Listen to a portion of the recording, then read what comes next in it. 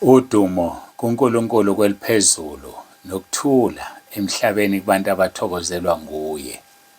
Kubaba uNsibanda ukubingelela uNdlalifa yezulu ngithi uJesu Kristu inkosi.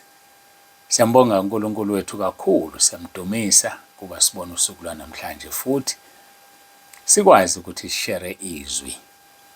Mbonga uNkulunkulu njengoba mina ngimbonga ukuthi ngiyaphila. Abanye ebesinabo khona la ekhaya lezwi abalibona ngosuku lwanamhlanje bahambile ebusuku. Abanye bahamba izolo ntambama. Abanye bayahamba namhlanje ntambama. Sizolala sesizwe ezinye indaba. Kuyahanjwa, asakhile la emhlabeni.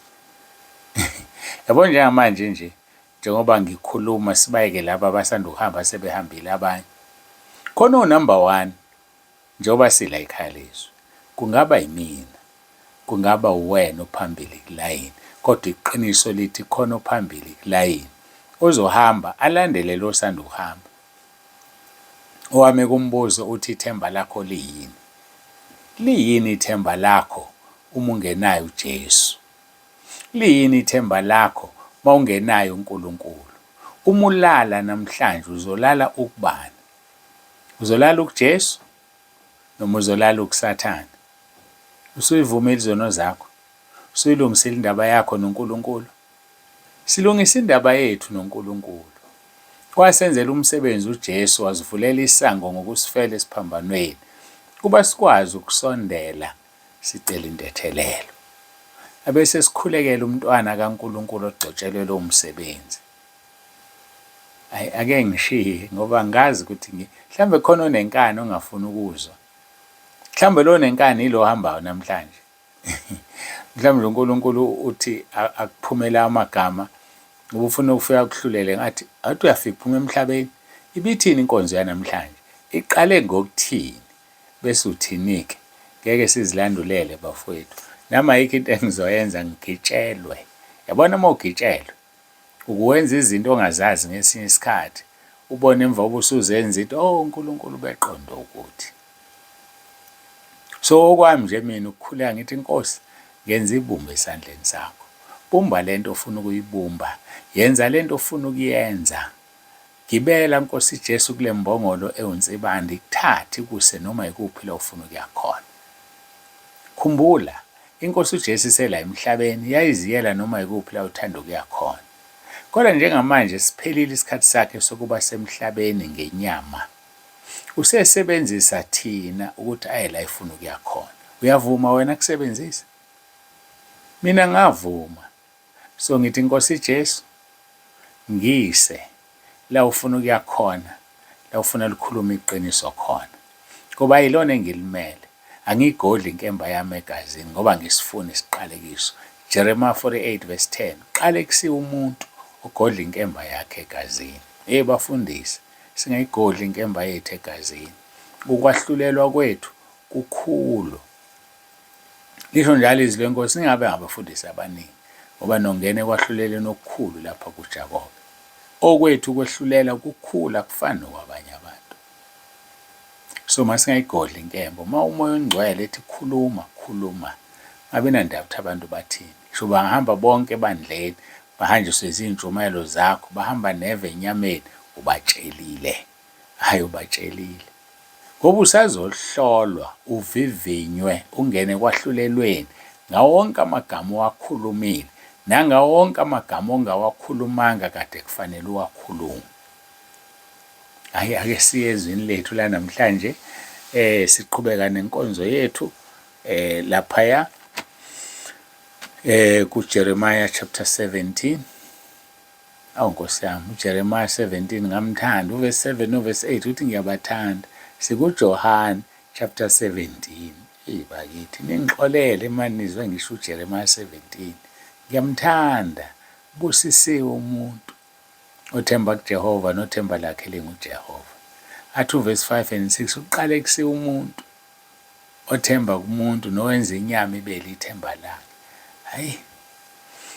NgokaJohane chapter 17 sofunda uverse 1 noverse 2. uJesu wakhuluma lokho.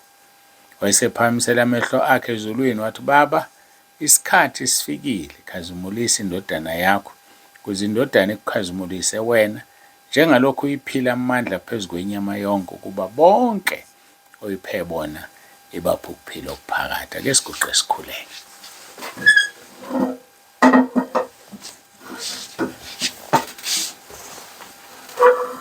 Baba ngcwele, Baba olungileyo, uNkulunkulu onomusa, siyayithoba phambi kobuso bakho. Ngiyabonga Nkosi ukulondo nokugcinwa ngesakhe isandla. Ngiyakhuleka egameni lenkosi yethu uJesu Kristu ophilayo. Ngiyacela-ke Nkosi ukuthi ube phakathi kwethu. Ngiyacela Nkosi ukhulume ngezwi lakho. Silalele, sithobe, sizwe lokhu umoya akukhuluma ebandleni. uJesu Kristu inkosi. Amen. Nginethemba lokuthi nawe ushilo wathi uJesu Kristu inkosi uma ngisho njalo. Ungasho ukuthi uyabuza. Nawe wothi uJesu Kristu inkosi. Ngiyakucela futhi ungalinqamuli, ungasho ukuthi uJesu inkosi. Ungasho futhi ukuthi uKristu inkosi. Kusho njengoba kubhaliwe ezwini lenkosi. Abase Philip chapter 2 verse 11. uJesu Kristu uyinkosi. Kube inkazimulo kuNkulunkulu uyise. Mawusho njalo nje, ayasha amadimoni, ayasha amadama namanzi, uyasho uSathane, ayasha ama-devil worshippers. Awuphinde futhi uJesu Kristu inkosi. uJesu Kristu inkosi. uJesu Kristu inkosi. Ngiyabonga. Ngiyeza ukuthi ukanye nami, kuyangithokozisa lokho. Sesifundile izwi lenkosi Jeremiah awubakithi. uJohn chapter 17 verse 1 no verse 2. Ngiyacela-ke siye lelizwe besikulona masuka la ngokaMathewu chapter 28. Sikhuluma lapho ngeGreat Commission. Lapho uJesu wathi unikezwa amandla. Into yakhumbula ukuthi uthini la ku verse 2. Kunjengalokhu uyiphila amandla phezu kwenyama yonke. Ilelo gama nje elisisa kuJeremiah, elisisa kuMathewu 28 verse 18. uJesu wasondela wakhuluma kubo wathi ngiphiwa amandla onke ezulwini nasemhlabeni. Sikhulumile-ke kakhulu ngoverse 18, sibheke u-19. Ngalokho hambani nenze izizwe zonke abafundi. Ngenxa yokuthi uJesu uphiwa amandla, kufanele sihambeni bazalwane siyokwenza izizwe zonke abafundi. Makuthiwa izizwe zonke, all races. Akhathalisekile ukuthi isizwe sasempumalanga, isasentshonalanga, isase-Afrika, isase-Middle East. Bonke abantu masibenze abafundi ngenxa yokuthi inkosi yethu iphiwa amandla. Ngiyakhumbula kuthiwa akahambe ngalawo mandla nawo, nangebaleka igama lakhe, kodwa usulishule wena usulikhumbulile. Kwathiwa hamba ngalawo mandla owanikeziwe. So thina-ke ngenxa yokuthi uJesu uphiwe wonke amandla ezulwini nasemhlabeni, yingakho ehamba ngamandla ethi masihambe ngoba sihamba ngawo lawo mandla akhe. uPhilip 4 verse 13 uthi umpostoli Paul, nginamandla okwenza konke ngayo ngiqinisayo. Uyangiqinisa, yikho nginamandla. Athi Efesu 5 verse 10, qinani enkosini nasemandleni ayamakhulu, ngoba uphiwa amandla ezulwini nasemhlabeni. Akukho lutho luzomelana nathi, ngoba yena okuthina mkhulu kunosezweni. Akekho ozomelana nathi. Ngiyakutshela mina ngikubuza. So uma nje sona simelana nawe, uSathane emelana nawe, uqolo amelane nawe ekuhlula, kusho ukuthi khona iproblem onayo wena nje. Hayi ngoba inkosi oyikhonzayo ingenamandla. Mhlawumbe uyayisheba, uyihlanganisa nezinye izinto. Hlanganisa inkosi yakho nezinto eziphathekayo. Asikwenzi lokho. Asishumayeli sihlanganisa izinto eziphathekayo. Asiwaphathi amafutha. Asiwaphathi amanzi. Asiwaphathi amakhandlela. Sisebenzisa igama lenkosi uJesu lona lodwa, lingahlanganiswe nalutho. Sithi uJesu Kristu inkosi kwenzeke imanga. Zenzeke imanga.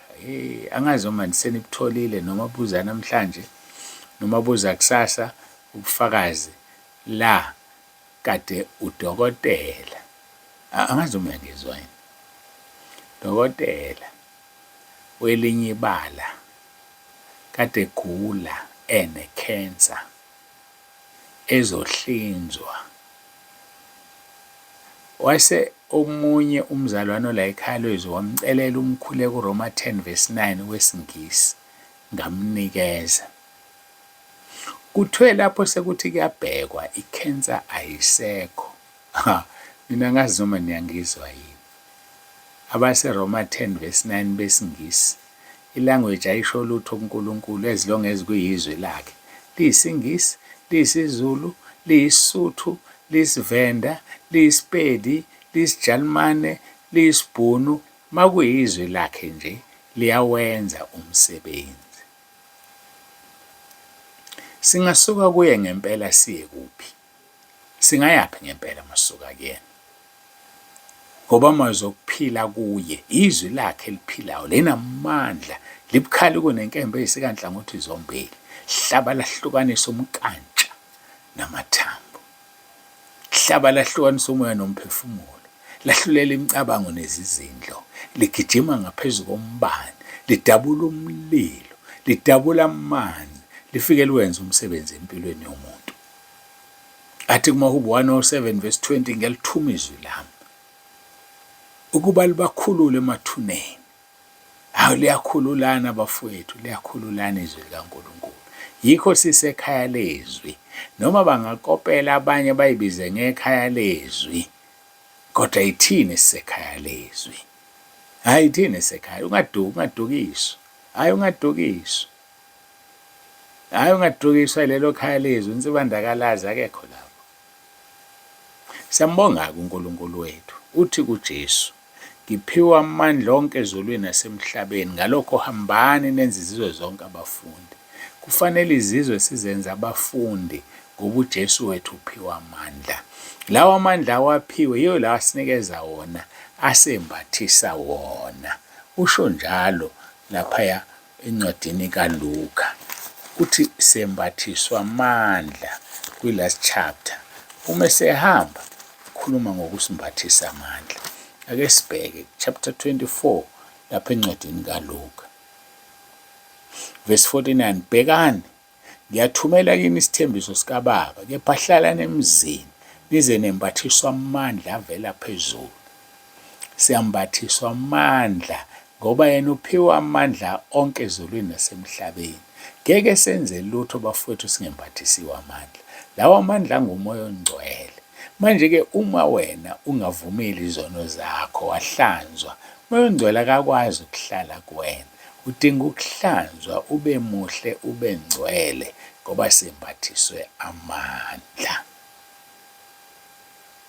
mase sembathisiwe amandla siyoba ofakazi usho njalo lapha kwizenzo sizoba ngofakazi bakhe Izenzo chapter 1 verse 8 kodwa niza kwamkeliswa amandla umoya ongcwele sefikile phezukwenu nibe ngofakazi bami eJerusalema naseJudiya lonke naseSamariya kuze kube sekugcineni komhlaba mase sembetha amandla sizoba ofakazi indaba isemandleni wembethe lawo mandla wena na yini pho ube namahloni ngaye yini ube namahloni ofakaza ngaye yini mawuphendula ucingo uwedwa uthi uJesu Kristu inkosi mase uphakathi kwabantu yesaba ukuthi uthi uJesu Kristu inkosi amandla wekha umbathisi usabani khona abantu osabayo kusho kubo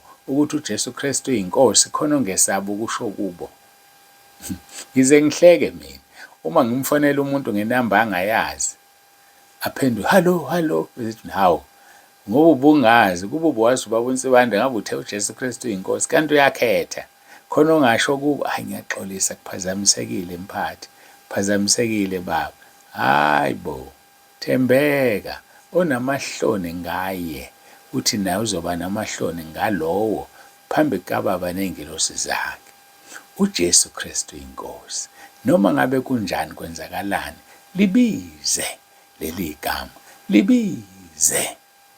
Yebo, zikhona izimo ezodala ukuthi ulibize ngenhliziyo, angiphiki, libize ngenhliziyo, kodwa libize as long as ulibizile.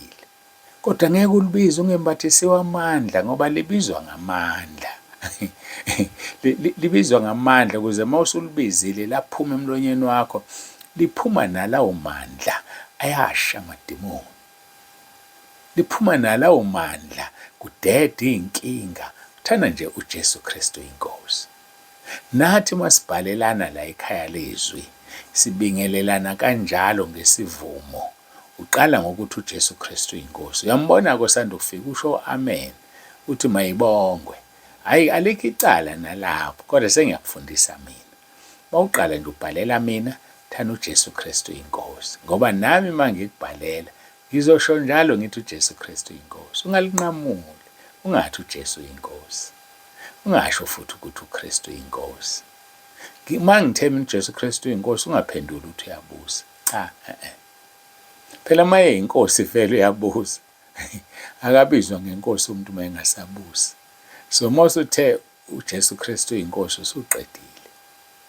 uNkulunkulu uzokwenzela imangaliso ngoba udumo luya kuphi? Kuyena.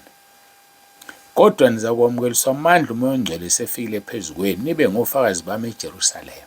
Babehlala eJerusalema abafundi. Kusho ukuthi uyafakaza ngoJesu lapho uhlala khona. IJerusalema limele indawo ohlezi kuyona. Kini uyaziwa yini wena? Hlobo zakho ziyakwazi yini? Noma ziyakubiza emsebenzini usama ukubaphoqa ube namahloni, uhambe uyokwenza imisebenzi kanye nabo, ubabooste bacela imali ubanike, uhlanganyelile nabo wakhonza abanye uNkulunkulu. Mhlawumbe udinga usuthumela ingane yakhe ihambe iyolekelela. Hayi niyazi mina ngizi mina ngiyakholwa, uzoza kodwa usibani banyana. Hayi bo, leyo ngane yomela wena, kwenziwe uwena lokho, uzoya esihogweni. Nomphefumulo wale ngane uyithumela esihogweni ubuzwa kuwena.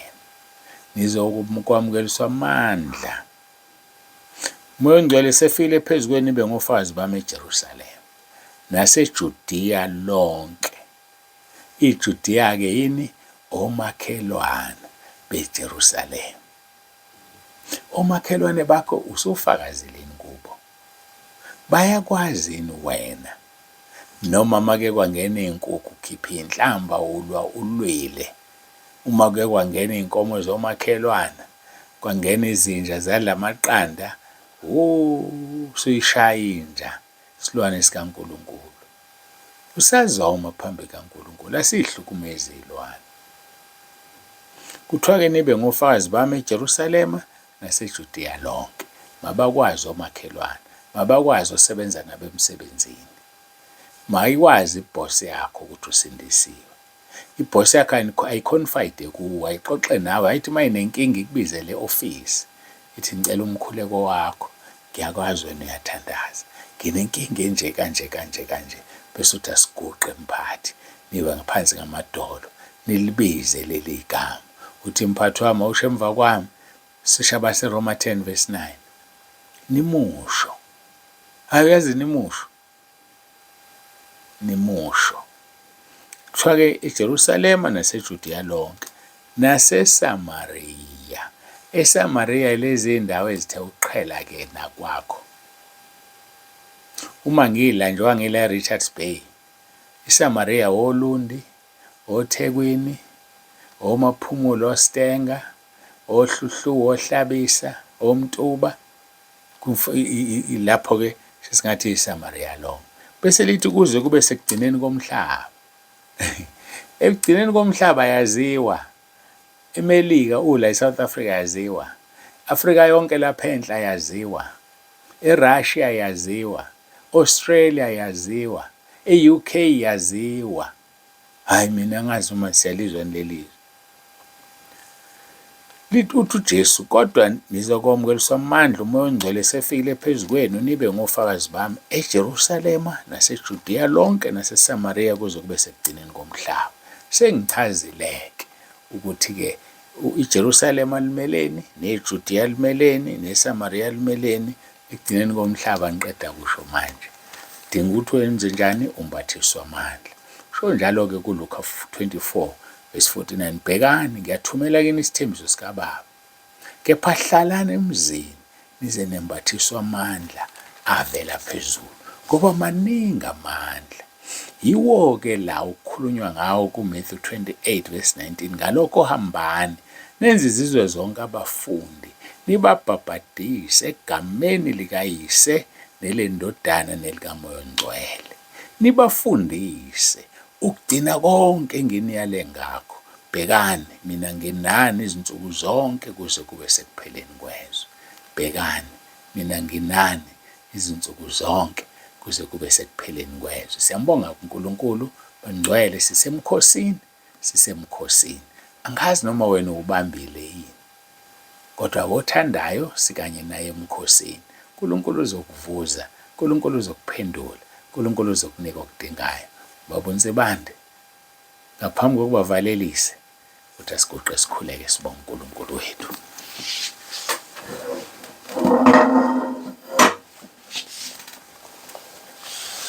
Baba wethu ongcwele, Nkulunkulu onomusa, siyayithoba phambi kobuso bakho, sibonga ukugcinwa nokulondwa ngesakhe isandla. Akekho ofana nawe, udumo lonke lungolwakho lukufanele, ikhathi zingakabikho namanje kuze kube phakade. Siyakhuleka Nkosi, sisesemkhosini, siyacela ube kanye nathi. Siyabonga Nkosi, siyazi ukuthi esicelayo ususinikile vele, kodwa sizogcwalisa isethembiso sethu, siubambe lo 3 days, sikhulekele abantwana bakho abeze ezinkonzweni zabesifazane noma sebebuyele emuva. Sikhulekela ukukhona bakho kulezi inkonzo. Sikhulekela Nkosi ukuthi ulonde imindeni yabo bese seyinkonzweni. Sinikela kuwena-ke Nkosi konke, siyabonga. uJesu Kristu inkosi. Amen. Siyambonga uNkulunkulu wethu kakhulu, Baba uNzibande, usiyavalelisa. uthi uJesu Kristu inkosi.